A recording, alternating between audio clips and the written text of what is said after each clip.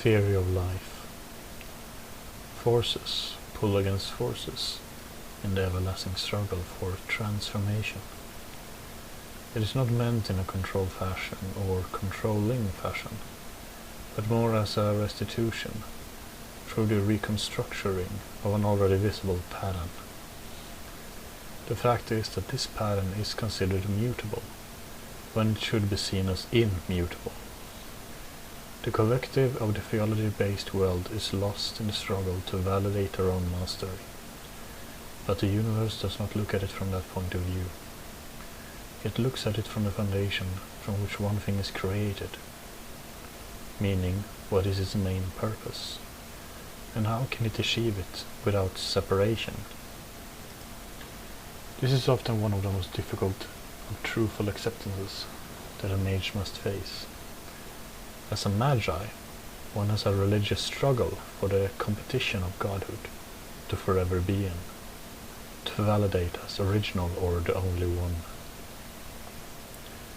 This, however, is lost in the misguided nature of the desire to empower instead of elate. For the nature of the divine is to elate, to awaken, to shatter one's perception. In such a way it brings overall joy, and lessens the need for fear or doubt. The universe does not play favorites. The nature of the universe is simple. It does not defy itself, meaning that which is valuable to it stays valuable to it no matter what. However, that which invalidates itself may lose itself. This is the grander mistake of those who have chosen collective reasoning to create disappointment in the greater design, so as to empower their own id, higher self, ego, or mystique. It's not to be said that transformation and change cannot whimsically occur. However, there must be limits exacted on the value of the different stages of personal development, aka mage, magi, magus. For the magi accepts the religious in its theo doctrines, necessary to bring forth reason and magical pursuits. However, it invalidates the need for conquest in order to secure this information or disinformation. All the scholarly pens of those who fear the growth of the masses shun these thinkers. It is not for the wise to rule the foolish. It is for the wise to be grateful for wisdom. One is not a fool or foolish as long as they remember that. The system known as a tarot had created the base patterns to secure this education, without judgment on the said seeker. However, the fruit of this understanding continues to be embodied by the helpless foolish ideals of the non-magical status quo, for they seek the bounty of self-awareness without divine interpretation. You are not a student of the ignorance of man, but a lesson keeper to the foundations that created the principles that make up all truism. Altruism is often mistaken for altruism, which is one secular limitation. It is psychology that denies its own psychology. It is in this mass debacle that they lose the capacity for the shared ideal, the greater resource of humanity. Life is many things, but the most common of these things is like water, for it is mixed and mingled with everything it takes in. It can be said to be clean or clear, and yet still have residues of something else. It can be said to be massive or limited, and yet still finds a way to be more or less of what it said. Now, when you use a transmission of water to transmit the nature of buoyancy in the nature of shape maintaining. However, this is not in the course of magical truth, for like a fountain from which one would drink, the water or waters are only as valuable or quenching as when one has attained the work necessary for that balance, meaning even if it is given for free, life extracts some sort of price and equaling. Your job as a magi, mage or magus is to understand these values and put them in harmony with the purpose, for the purpose itself will be seen when the need is necessary.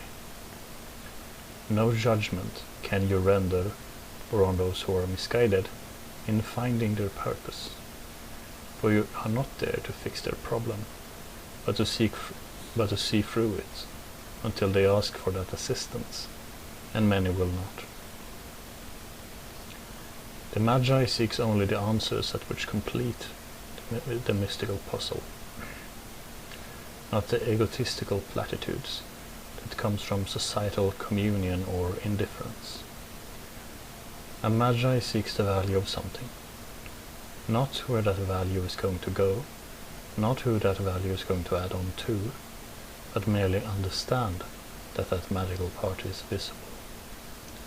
As the reason people has oracles and fortune tellers, and even superstition-based fears. There is no right or wrong in the religious, but only that which one should choose to value or not. One would question the value of God, the devil, the forces that be, but the overall secret is the balance, for only in that can be attained the secrets between life, death, and the prescribed method of immortality. Death, however, is a teacher. He reminds us of what we failed to achieve, and gives us the opportunity to do better by the example of others who have learned to overcome these limitations. Death in itself has no plan. Its true secret is the secret of secrets, which only the Magus and the Magister are allowed to know.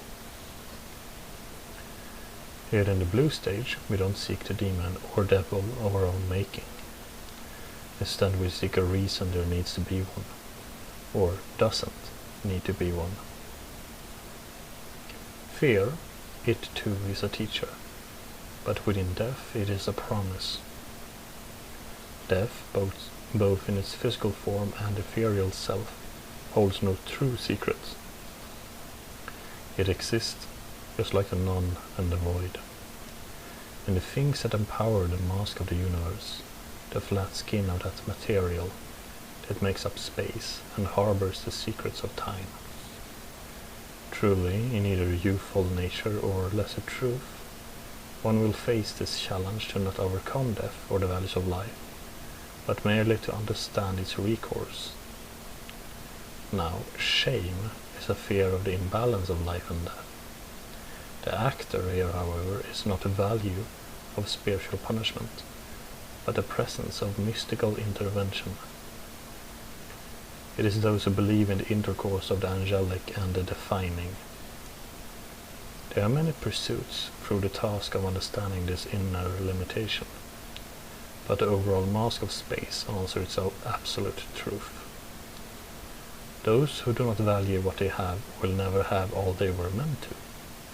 This is sad, and such is the religious documents created around this sadness, to harbor a false acceptance to this self-created and deluded faith or faith. No spiritual, no religious model is 100% wrong.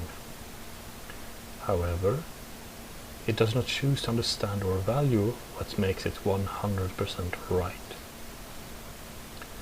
The mystical is an ongoing search for that freedom to be 100% right, not at the cost of others, but at the awareness of their own need to touch upon the divine. They are not asking to be pillars or temples, but to merely complete a puzzle that has shaped the very world on which we call reason. What makes something valuable? Spiritually, occult-like, or temple-sighted, is its ability to remain even at the cost of others' denials. For the absolute truth is always absolute, whether one likes it or not. The cosmology of the inner lost factions of the heaven and hell hold no place in the mystical understanding towards this relationship with the divine. You breed because you breed, not because you live up to something else that wants you to breed, think or act a certain way. Those of the mystical learn this lesson, those of the religious shun it. There is nothing wrong for giving thanks for what one believes. However, to not see that in themselves is to not accept the right to be more than what's in front of them. This is the altruism that awards immortality and the nature of ambrosia. Creationism and evolution is not against one another, but merely a recipe for understanding the id, the reason one is. Temples of ancient design in all cultures have a blueprint to these secret values of life and death. Those who don't take note of these can never call themselves wise, for they miss the obvious that is the writing on the wall. Elderly universities filled with some of the greatest minds in the world, even they miss the obvious because of pretentious self-serving ego, not seeing the pattern or plan or trying to create one. Why should one need to create whatever over several thousand years have already displayed? Is it a review, or want to verify their own limitations, or merely the denial that such awareness is beyond their comprehension until they lose that id and wish to know the answer? Once again, the mystical design does not deal with the denial factor. One cannot deny and accept at the same time. So, if one wishes to be good or get better, they have to follow that which they may or may not agree with until they have the value and reason to more. For they are not a trap to their own selves and others. They do not seek to be lost in this mystery. They are just not shown the patterns that the educated in the mind, aka wise, recognize. One cannot be forced into understanding value. You have to adhere to its need. In the Greek and Roman world, there is a formula created for the base of immortality. It is this formula that one has to follow if they seek to be one with the secrets. As a mage, you will be given this formula, and as a magus, you may choose to use it. We are simple creatures that through the proper understanding have much to offer the uniqueness of the unseen, by being welcomed into a special class of learning. So too does the formula welcome those who have overcome their own limitations. We can go into the formula's designation as far as datism is concerned. However, the value to this formula is key here. Like the talismans that will eventually guide the seeker, so too will this journey towards immortality as struggle by the opposite side show one the proper way. Life does not seek energy renewal, it seeks energy exchange, and death does not seek the depletion of energy, but the transformation of it. Light.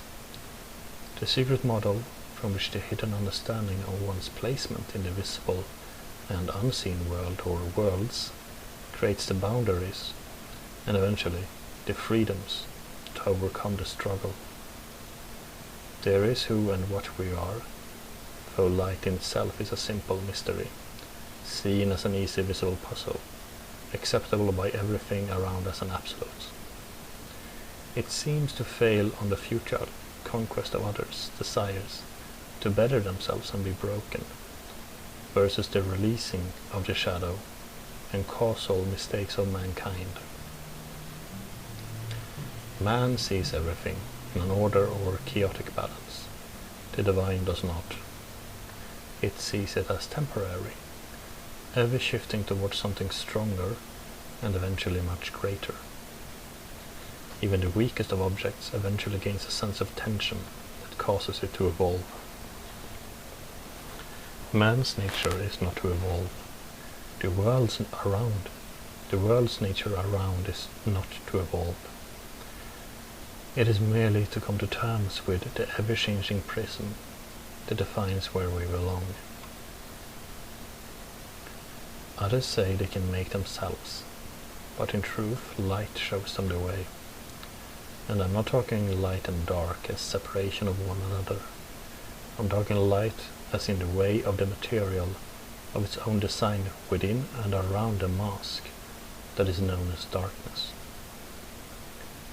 Much like the nature of the human aura, that which has passed also has one. Nothing that is gone does not leave a trace. It is only up to the defiant and the aware to stumble across it. Like most fearful endeavors, the pursuit to higher education is often challenged because of those who choose to understand the mystique of existence. One cannot harbor the mistakes that are created by fear, jealousy, and often pain. They can only overcome these principles to become aware of the pattern that has given them the shape of their future. It is ever daunting in the task of being to get lost in that guilt of ignorance. One must overcome not just pure reason, but greed, pettiness, and loathing to achieve pure light. What is pure light? It is the power to determine one's own fate by the coloration of their aura, to not be trapped by mistakes of their own past, present, or future, to seek out that value that makes those patterns a reality. These are the priestly tasks of those of the Magi class, and the ever-challenging, almost bizarre mistakes created by the fearful. For they do not fear not knowing, they fear not having. One can only gather the shade or the light that is given to them. Now, as one advances, they will see a kind of glow that will act as a radiance to one's self, to give them that special side of their own grander answers. This is the true purpose that all living things must absorb in order to grow. It is not an easy thing, and it should not be taken lightly. As a mage to magus, you need the tools to find in the higher books, to empower these charges, for that is what they are. Like a battery, one becomes connected, and in this connection is the freedom to grow. The art known as the New Age movement realized this truth, but sat on their misguided ideals and made them human-based and not ethereal reason. One cannot utilize a substance for dream interpretation or validation of the ethereal and expect said freedoms to be offered, for in reality they are cheating themselves and are no more valuable than the cat up the tree ideal. Meaning, the animal can climb, and it can climb down, but since it climbed too high, it can't reason its way back, and so feels trapped. The mystical awareness, away from the pursuit of madness, tend to explain this ideal. One can study too hard and miss the obvious, and others cannot study at all and yet see everything. It has nothing to do with education or preparation. It has to do with what one desires to be more accepted by, meaning belonging. For there is nothing greater than knowing not only that you are right, but that you belong to the right thinking, because then the pattern begins to form. Once again, there are many ways this pattern can introduce itself. However, there is only one way to have it accept you, and that will be concluded in the education as a mage. For the ideals of the mage is the education not only of knowledge, but a method to this knowledge. Nothing stops a mage from finding the answer, because the answer seeks them. Do you ever have a moment where you think you are defeated and yet you pass? That is the acceptance of something greater than yourself. It's not about winning or losing. It's not about being the best. For a mage is about belonging, for then you are invited to more. The hardest part of this substance is to walk in ignorance and come out wise. For no one wants to be singled out to be an all-knowing, all-seeing object. But when it counts, that's what you will look like. For a mage is not only a record keeper, he or she finds the answer. A mage does not rely on a magi's understanding, only the system from which the magi gained its need for that answer. One would say mage, magi and magus are the same thing, but they are levels of the same thing, from the aware to the awakened to the deserving. What does it mean to be deserving? It means you are allowed to use what you have been taught without consequence. Why should there be consequences for the magi or mage? Because these individuals hunt for the answers and are welcomed to the answers, for they are protectors, not revealers, and if one has to protect something, then often they are not allowed to demonstrate it outside their own divine measures, or devised divine measure.